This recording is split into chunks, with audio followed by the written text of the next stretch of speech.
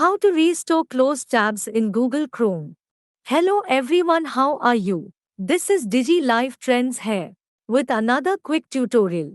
In today's tutorial, I'm going to show you guys how to restore closed tabs in Google Chrome.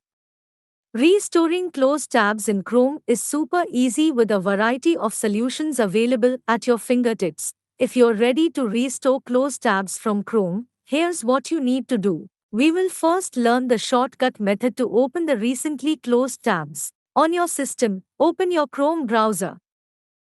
Now press Ctrl Shift T, then you will see the recently closed tab open.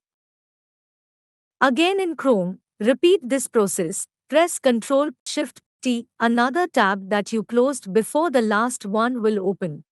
This is one way. Here is another way to open the recently closed tabs. On your computer, open Chrome browser. In the top left, click on three dots. A new window will appear. Select History option. Here you can again select History option. Now, you can see your all closed tabs will appear on system screen. Click on the link you want and it will open again. So guys, if you enjoy this video, please hit like and subscribe. Thank you for watching. See you soon in the next one. Take care. Bye bye.